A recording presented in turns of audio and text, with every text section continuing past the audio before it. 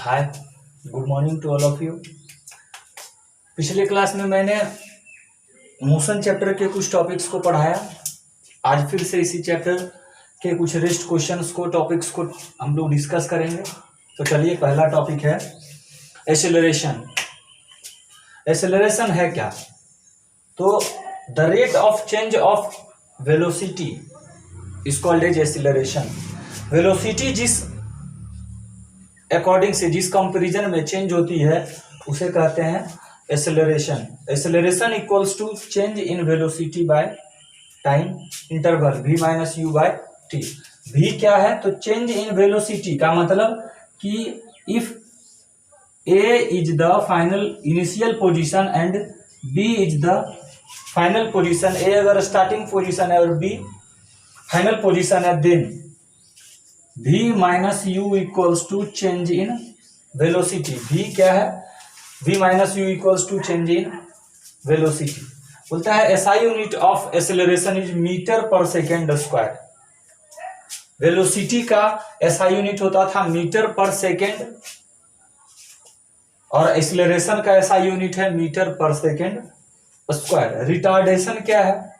तो बोलता है एक्सेलरेशन जब क्या होता है? पॉजिटिव हो उसे कहते हैं एक्सेलरेशन। जब rate of change of velocity क्या हो? पॉजिटिव हो तो उसे कहते हैं एक्सेलरेशन। और जब rate of change of velocity negative हो उसे कहते हैं रिटार्डेशन।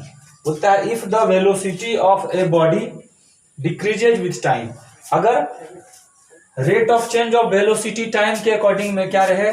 कम होता है, डिक्रीज होता है, इसे क्या कहेंगे? रिटार्डेशन। बोलता है रिलेशन फॉर एक्सेलरेशन। एक्सेलरेशन को हम रिलेट कैसे करते हैं? मतलब कि change in velocity time interval के साथ में हम इसके फॉर्मूला को रिलेट कैसे करते हैं? तो बोलता है चेंज इन वेलोसिटी का मतलब है कि v minus you.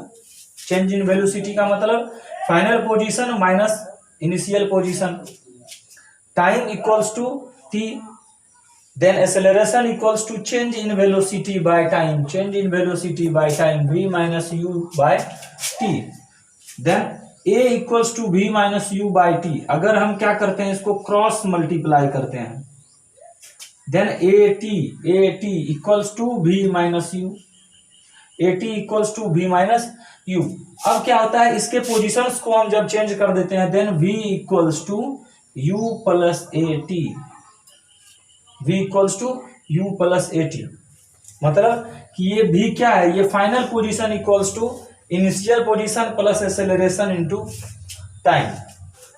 There are three types of acceleration: uniform acceleration,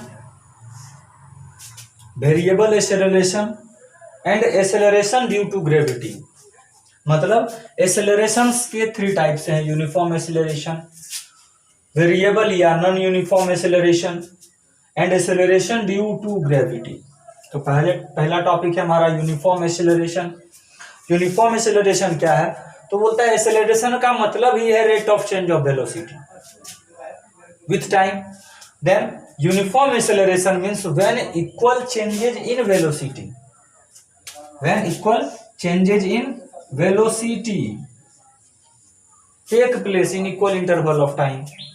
जब यूनिफॉर्म एक्सेलरेशन कहेंगे जब क्या होता है कि वेलोसिटी में जो चेंजेज हैं वो क्या हो? इक्वल हो, बराबर हो।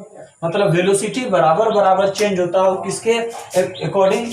तो इक्वल टाइम इंटरवल के अकॉर्डिंग।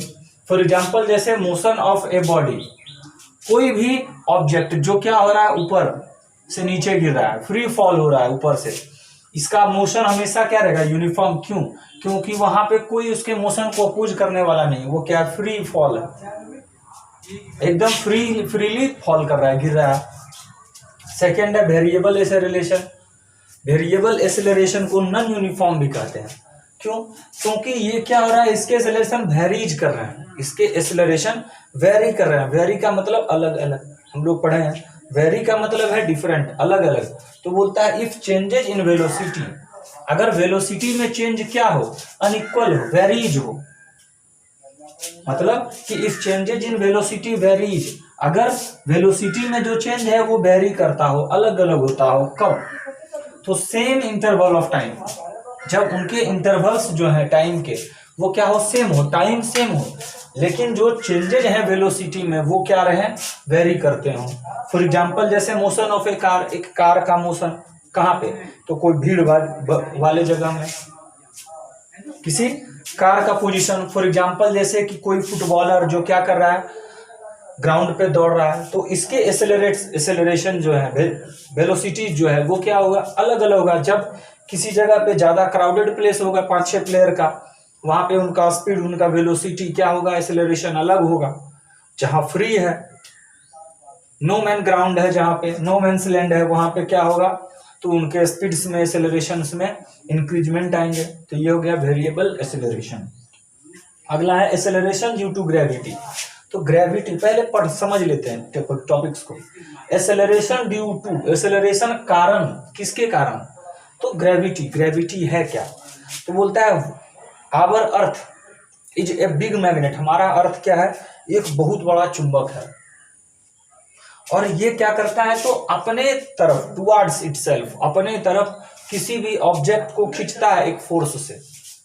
तो बोलता है एसेलरेशन जब खींचता है तो वो किसी भी ऑब्जेक्ट में क्या कर सकता है, मोशन ला सकता है। तो बोलता है acceleration due to earth's gravity.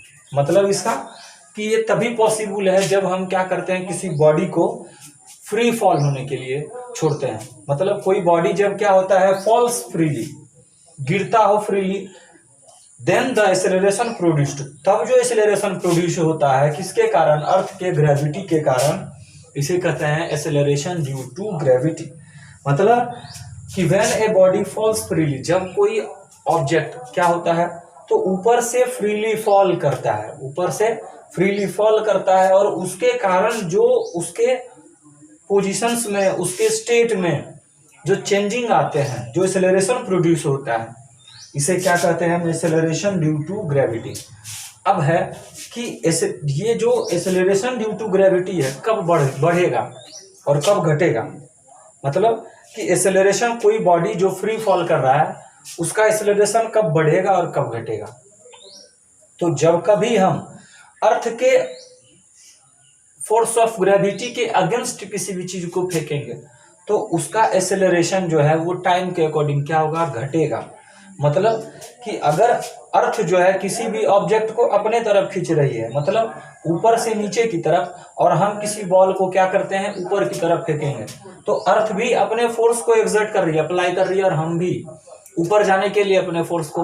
तो इसमें क्या होता है, टाइम पीरियड के अकॉर्डिंग उस ऑब्जेक्ट का जो एसेलरेशन है वो क्या होगा, घटेगा।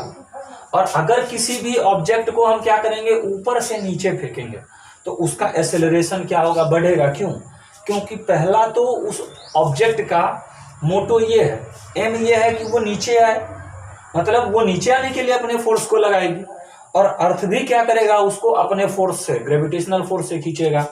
तो दोनों फोर्स जब एक्सर्ट होगा तब उस ऑब्जेक्ट का ग्रेविटी एसेलरेशन जो है वो क्या होगा, ग्रेविटी के कारण बढ़ेगा। चलिए अगला हमारा टॉपिक है, और ये सबसे इंपॉर्टेंट टॉपिक है हमारे इस पूरे चैप्टर का, equation of motion. Equation of motion का मतलब है कि मोशन के जितने भी अभी तक हम लोग क्वांटिटीज पढ़े, speed, velocity, displacement, acceleration, time, इन सारे को रिलेट करके क्या करता है, ये एक इक्वेशन देता है न्यूमेरिकल्स को सॉल्व करने के लिए। तो पहला हमारा इक्वेशन है v is equal to u plus a t. v equals to u plus a t का मतलब v final position, u initial position, a acceleration, time t। मतलब v final position equals to initial plus acceleration plus time, a equals to v minus u by t. Acceleration equals to v minus u by t हम लोग पहले पढ़े हैं। तो इसका v minus you का मतलब क्या है, change in velocity by time. Then acceleration equals to v minus u by t. इन दोनों को एक साथ में हमने क्या किया, मल्टीप्लाई किया, क्रॉस मल्टीप्लाई, तो क्या आता है a t equals to v minus u. Then v equals to u plus a t. पहला हमारा प्रूव्ड हो गया, एकदम आसान, सबसे आसान। सेकेंड है कि ग्राफिकल ग्राफ से हम कैसे प्रूव कर सकते हैं, इस इक्वेशन को v equals to u plus a t. तो कहता है क्या कि मान लेते हैं कि कोई पोजीशन है जो क्या कर रहा है, वेलोसिटी को बता रहा है और टाइम को बता रहा है, ग्राफ पे वेलोसिटी और टाइम को बता रहा है। ए जो है वो इनिशियल पोजीशन है, बी फाइनल पोजीशन है। ए इनिशियल पोजीशन है, बी फाइनल पोजीशन है, टाइम टी यहाँ पे है, टाइम टी यहाँ पे। तो बोलता है acceleration equals to slope of A B, slope of A B. Acceleration का मतलब है slope of A B. Then A equals to E B, E B equals to A E, E B equals to A. हम लोग Pythagoras theorem में क्या पढ़ते हैं कि H hypotenuse equals to perpendicular का स्क्वायर प्लस बेस का square. तो hypotenuse A B equals to A E plus B E, A then equals to हो गया A C equals to O D, A C equals to O D. चलिए then O C minus O A equals to O D, मतलब v minus u, O C. तो O C minus O ए, ओ C minus O ए, इसको सी मान लेते हैं। ओ C minus O ए, ओ सी क्या हो गया, v हो गया फाइनल पोजीशन, ओ ए हो गया initial position, O A initial position. अब बाय टाइम की ओ डी। देन अब क्या है कि a equals to v minus u by t, a t equals to v minus u, v equals to u plus a t. Graphical representation से हमने क्या किया, इसको प्रूव कर दिया।